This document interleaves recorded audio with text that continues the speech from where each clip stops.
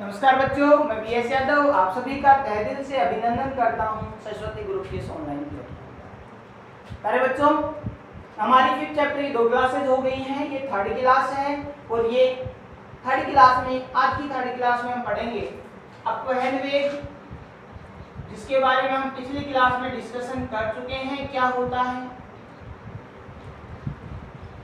और गतिशीलता जिसके बारे में हम बात करेंगे आज।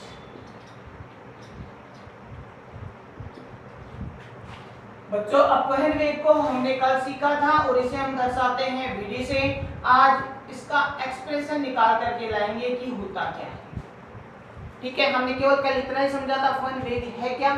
आज इसके डिटेल के अंदर जाने वाले हैं कि अपवहन वेग का डेरिवेशन क्या होगा, कैसे कार्य करेगा, इसका रिजल्ट क्या निकल करके। बच्चों, कल मैंने बताया था ये औसत होता है सभी इलेक्ट्रॉनों के वेग का, और ये वेग होगा कब, जब इस पर क्या आरोपित करेंगे हम, कोई भी विद्युत क्षेत्र। किसका था ये वेग, मुक्त इलेक्ट्रॉन का, और ये मुक्त इलेक्ट्रॉन थे किसमें, चालक में। तो हमने कल सीखा था कि चालक में मुक्त इलेक्ट्रॉनों का औसत वेग कब, विद्युत क्षेत्र की उपस्थिति में। विद्युत क्षेत्र की उपस्थिति में चालक में उपस्थित मुक्त इलेक्ट्रॉनों का औसत वेग अपवहन वेग कहलाता है। आओ आज सीखते हैं क्या, कैसे इसकी गणना करेंगे। बच्चों, इसको कैलकुलेट करने के 2 तरीके हमारे पास आते हैं, एक तो सीधे वाला और एक टेढ़े वाला। हाँ, एक टेढ़े वाला। ठीक है, चलो मैं डायग्राम थोड़ा सा सही बनाता हूँ। हमारे पास में 2 तरीके नजर आते हैं इसके, दोनों तरीके हम समझेंगे, दोनों से आप निकाल सकते हो। ये एक चालक है, इसमें मुक्त इलेक्ट्रॉन है, ध्यान से समझना।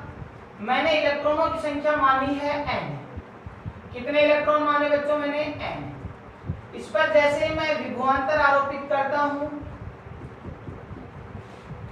ठीक है, विद्युत धारा की दिशा आप दिखाई सकते हो, कल समझा दिया था पिछली क्लास में, पहली क्लास में। ठीक है, यहां से जैसे आरोपित करोगे इस पर बल लगेगा F, और ये होता है -e के इक्वल, जिसके कारण ये क्या करते हैं, गति करेंगे।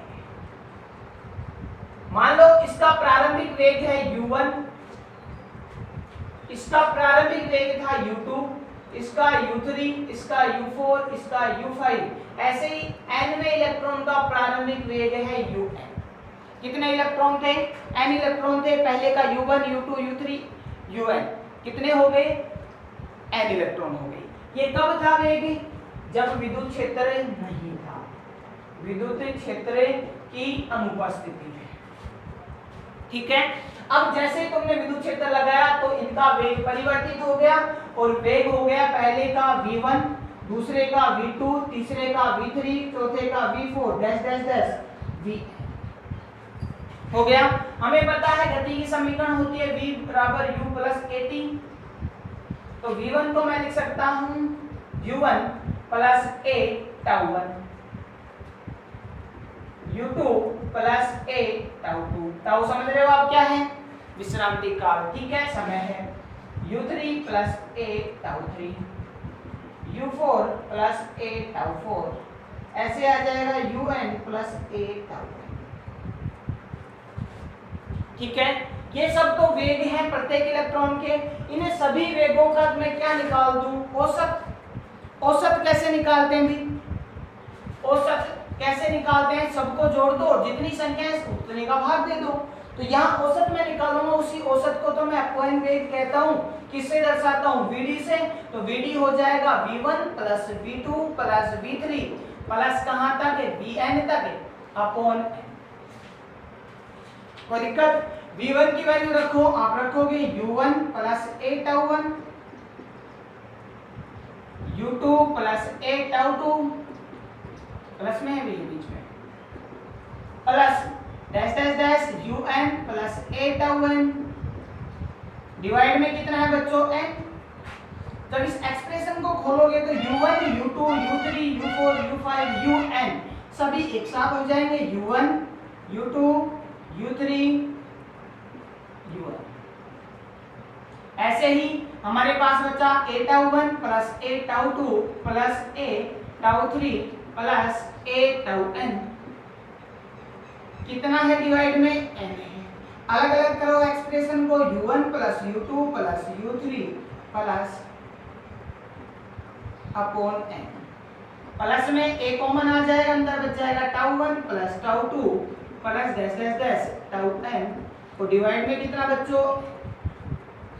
तो बिल्कुल आसान सा है, यहाँ तक की बात तो आपके समझ में आ गई होगी। ये देखो क्या है, प्रारंभिक वेग। और प्रारंभिक वेग कब है? कमरे के ताप पर। और कल मैंने कहा था शुरुआत की क्लास में, जब यादृच्छिक की गति करते हैं तो उनका औसत क्या होता है? शून्य होता है, परिणामी शून्य होता है। ऐसा नहीं होगा कि ये चालक है गति करते हुए, कमरे के ताप पर गति करते हुए इलेक्ट्रॉन इधर भी निकल गए इधर भी निकल गए, नहीं, परिणामी वेग आता है उनका औसत वेग शून्य। तो ये तो हो जाएगा प्रारंभिक औसत वेग, और ये कितना होता है? हमेशा शून्य, याद रखना, ठीक है। ये तो हो गया शून्य। केवल एक्सप्रेशन बचा हमारे पास ये, मैं इसको इधर लिखता हूं, ध्यान देना, केवल एक्सप्रेशन बचा ये। और इसमें हमारे पास बचा क्या? Vd equals to a tau 1 plus tau 2 plus tau 3 upon n। अरे ये भी तो माध्य है, अरे औसत है या नहीं है? टाउ क्या था? विश्रांति का। टाउ 2 पहले इलेक्ट्रॉन पहली टक्कर के लिए विश्रांति काल, दूसरे के लिए, तीसरे के लिए टाउ है, n टक्कर हुई थी मान लो, ठीक है। तो n विश्रांति काल n बार है तो n डिवाइड में है, तो ये सब इसके किसको दर्शाएगा? माध्य विश्रांति काल को। किसको दर्शाएगा बच्चों? माध्य विश्रांति काल को। इसे किससे दर्शाते हैं? टाउ बार से। इसलिए Vd इक्वल्स टू हो गया a टाउ बार। Vd किसके बराबर हो गया? a टाउ बार की। एक एक्सप्रेशन तो ये आया। a क्या है? त्वरण है। त्वरण किसके कारण लगा? इस बल के कारण से। और हम जानते हैं आदर बराबर, हाँ समझ गए होंगे अब आप सब, F बराबर m में। तो a की वैल्यू हम निकालेंगे तो आएगा F अपॉन m, और F तो हम जानते हैं कितना होता है? माइनस का e, और ये कितना है m। तो यदि मैं पहली समीकरण में दूसरी समीकरण से a का मान रख दूं तो मेरे पास एक रिलेशन हो रहेगा, Vd इक्वल्स टू माइनस का e upon m into tau, ठीक है। और मैं यदि इसका मॉड लूं, यानी कि नेगेटिव सिंबल तो ये दर्शा रहा है विपरीत दिशा में गति कर रहा है विद्युत क्षेत्र के, तो इसका मॉड लो तो ये चेंज हो जाएगा, यानी कि Vd की वैल्यू आई e upon m into tau. Vd बराबर E capital E m into tau. एक बार इस एक्सप्रेशन को आप समझने की कोशिश करें, एक बार इस एक्सप्रेशन को आप समझने की कोशिश करें, प्रयत्न करें।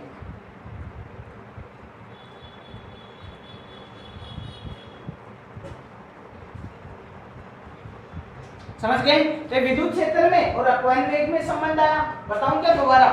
देख लो एक बार, n इलेक्ट्रॉन थे, प्रारंभिक वेग हमने उसका माना, कमरे के ताप पर प्रत्येक का है u1 u2 u3 un।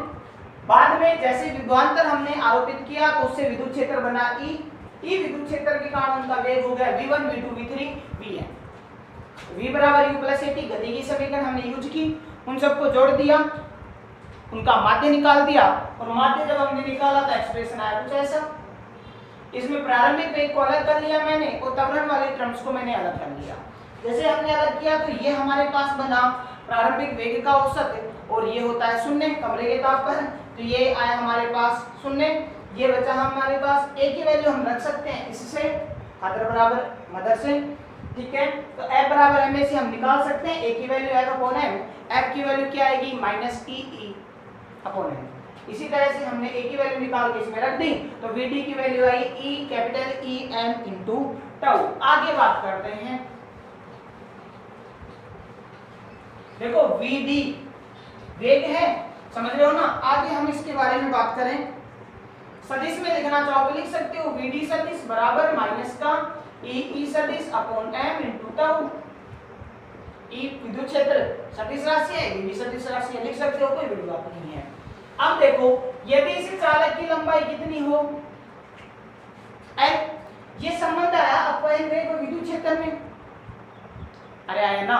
ये आया विद्युत क्षेत्र में और अपवहन वेग में। अब हम बात करें E की वैल्यू को, यदि मैं विभवांतर के रूप में लिखूं, विभवांतर के रूप में लिखूं तो V होता था E इंटू डी आर। ये क्या है, लंबाई, लंबाई कितनी है L, तो यहां से E की value I V upon L। चालक की लंबाई कितनी है L, तो E की value I V upon L, रख दो। VD equals to E V अपॉन ML into tau. VD equals to E V ML into tau. कोई दिक्कत है क्या? यहां तक आपको कोई भी दिक्कत नहीं आनी चाहिए, ठीक है। तो यदि हमसे पूछे कि अपवहन वेग व विभवांतर में संबंध व्युत्पन्न करें, तो आप ये संबंध लिखोगे। अपवहन वेग व विद्युत क्षेत्र में तो आप ये संबंध लिखोगे, ठीक है। चलो एक बात और बता देता हूँ, दूसरा तरीका और बता देता हूँ इनका, इसको डायरेक्ट निकालेगा, दूसरा तरीका और बता देता हूँ। आइए मिलवाता हूँ दूसरे तरीके से। हमने गति की समीकरण पढ़ी, v बराबर u प्लस at, ठीक है। इसका औसत ले लो, औसत को मैं इस तरह से दर्शाता हूं। अरे औसत वेग ही तो है ये, दर्शा दिया। ये औसत वेग अपवहन वेग बन गया। ये प्रारंभिक औसत वेग कितना होता है, 0। एक का a ही रहेगा त्वरण, क्या है, विश्रांति काल का औसत है टाउ बार। ये लो आ गया। एक को क्या लिख सकते हो आप, एक को अभी मैंने बताया था, एक को क्या लिख सकते हो, a होता है हमारे पास f बराबर ma, तो a की वैल्यू आ जाएगी f अपॉन m। f होता है माइनस का e into e upon m, ठीक है। तो हो जाएगा माइनस का e into e upon m into tau. केवल हमें परिणाम लेना है, परिमाण लेना है, तो vd बराबर आ जाएगा e m इंटू टाउ। ये तो डायरेक्ट भी हो गया। मैंने कहा था दो तरीके से निकाल सकते हैं, एक तरीका तो ये हुआ, एक मैंने डिटेल में आपको बताया। दोनों को आप समझ गए होंगे, बिल्कुल आसान से है, कुछ नया करना ही नहीं है। अब यहीं से एक संबंध आ रहा है हमारे पास, गतिशीलता। गतिशीलता के बारे में हम बात करें तो यहां से आप ध्यान से देखें, जो ये रिलेशन आया हमारे पास में Vd बराबर E upon m into tau. इसमें देखो E क्या है, समझ गए, m क्या है, नियत है या नहीं, टाउ नियत है या नहीं। तो ये राशियां क्या है, नियत है। नियत है तो मैं इन्हें नियतांक में बदल सकता हूं, तो मैं ये भी लिख सकता हूं Vd समानुपाती E, और इसी नियतांक को मैं खोलूं तो एक नियतांक आता है म्यू E। इस म्यू को ही हमने क्या लिखा था, किसकी जगह लिखा है, E टाउ अपॉन m की जगह। इस म्यू को ही हमने लिखा है E टाउ अपॉन m की जगह, एक नियतांक है, और ये दर्शाएगा किसको, Vd अपॉन E को। यहां से देखो म्यू E का चला है डिवाइड में, तो अपवहन वेग व विद्युत क्षेत्र का अनुपात, अपवहन वेग व विद्युत क्षेत्र का अनुपात ही हमारी क्या कहलाती है, गतिशीलता कहलाती है बच्चों। अपवहन वेग व विद्युत क्षेत्र का अनुपात जो होता है वही कहलाती है हमारे पास में गतिशीलता। इसलिए गतिशीलता के दो वैल्यू आई हमारे पास, म्यू को हम लिख सकते हैं Vd अपॉन E, या लिख सकते हैं E tau upon m, E tau upon m या Vd अपॉन E। जो आपकी इच्छा हो वो लिख लो, जो आपकी इच्छा हो वो लिख लो। तो ये नियतांक था, म्यू क्या है, नियतांक है, और इस नियतांक के बारे में हम बात करें तो ये दर्शाता है अपवहन वेग व विद्युत क्षेत्र का अनुपात। एक बार मैं फिर से समझा देता हूं। अभी मैंने क्या बताया विद्युतशीलता के बारे में, मैंने कहा कि Vd की वैल्यू हमारे पास में आई E upon m into tau. तो E नियतांक, m भी नियतांक, टाउ भी नियतांक, E tau upon m into E।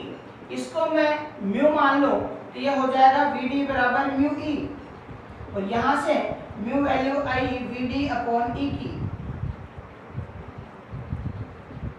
और यही म्यू है क्या, E टाउ अपॉन m।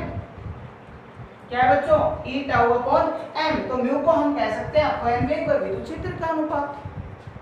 गतिशीलता क्या है, विद्युत क्षेत्र व अपवहन वेग, अपवहन वेग व विद्युत क्षेत्र का अनुपात। तो हमें लिखेंगे क्या, मुक्त इलेक्ट्रॉनों का अपवहन वेग व वह उन पर आरोपित विद्युत क्षेत्र का अनुपात क्या कहलाती है? गतिशीलता कहलाती है। समझ गए क्या? अरे समझ गए क्या?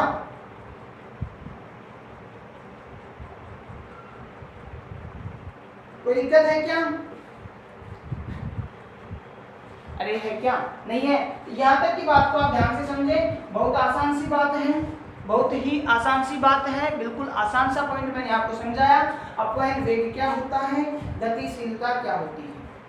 चलो मैं दो गतिशीलताएं लिखूं, एक μ1 और एक μ2। तो यदि मैं अपवहन वेग से संबंधित करूं समान विद्युत क्षेत्र के लिए, तो μ1 Vd1 अपॉन ई, μ2 क्या हो जाएगा? Vd2 अपॉन ई। यहाँ से दोनों का अनुपात निकालो तो μ1 अपॉन μ2 बराबर Vd1 अपॉन Vd2। ये विद्युत क्षेत्र की समझो क्या किया मैंने। एक तो एसी रूम था, ठीक है, एक एसी रूम था, उसमें मैं एक चालक लिया मैंने L लंबाई का, इस पर V विभवांतर आरोपित किया। इस एसी रूम का टेम्परेचर था 20 डिग्री सेंटीग्रेड। एक रूम टेम्परेचर में बाहर के रूम की बात करूं तो वो हमने लिया एसी रूम के बाहर जहां पे था 42 डिग्री सेंटीग्रेड, वहां पर भी मैंने वही V विभवांतर लगाया, इसी चालक तार पे L लंबाई थी। तो यहाँ पर और यहाँ पर गतिशीलता म्यू की वैल्यू में डिफरेंस आएगा, अंतर आएगा, क्योंकि वहां टाउ की वैल्यू बदल जाएगी। जो औसत वेग था, सॉरी औसत समय था, उसकी वैल्यू बदल जाएगी। टक्कर की वैल्यू, टकराने में जो लगा समय है उसकी वैल्यू चेंज हो जाएगी, और हो जाएगी तो यहाँ पर इसी के लिए μ1 आएगा और इसी के लिए μ2 आएगा। यानी कि अपवहन वेग Vd1, लेकिन विभवांतर समान है इसलिए विद्युत क्षेत्र समान Vd2 अपॉन E। तब जाके मैंने ये रिलेशन यहां से निकाला कि समान चालक हो, समान विभवांतर हो, लेकिन टेम्परेचर अलग अलग हो, तो फिर गतिशीलता परिवर्तित हो जाएगी और वो ये अनुपात आएगा Vd1 अपॉन Vd2। जहां पे अपवहन वेग ज्यादा वहां म्यू की वैल्यू ज्यादा, गतिशीलता ज्यादा। जहां अपवहन वेग कम वहां पे म्यू की वैल्यू कम। समझ गए? तो ये संबंध कई बार हमसे पूछता है गतिशीलता क्या ताप पर निर्भर करती है, तो आपका एक ही जवाब होना चाहिए, बिल्कुल करती है। समझ गए? कोई दिक्कत है? यहाँ तक दिक्कत आनी भी नहीं चाहिए, बिल्कुल आसान सा था। आप इस रिलेशन को समझ गए होंगे, यहाँ तक के बारे में कोई आपसे प्रॉब्लम नहीं होनी चाहिए। अब कल में हम पढ़ेंगे अपवहन वेग व विद्युत धारा I में संबंध। इसी को लेकर के मैं आगे कुछ कोरिलेट करूंगा, इसी को लेकर के मैं कुछ आगे कोरिलेट करूंगा। यहाँ तक के पॉइंट को आप ध्यान से समझें, ये बेसिक्स हैं इस चैप्टर के, और ये समझ में आना चाहिए। यहाँ से एक एक नंबर की क्वेश्चन बहुत बार एग्जाम में पूछ लेता है। और प्यारे बच्चों मैं बता दूं, बोर्ड एग्जाम में बड़े क्वेश्चन इतनी जल्दी से गलत नहीं होते हैं, गलत होते हैं तो छोटे क्वेश्चन। और वो क्यों?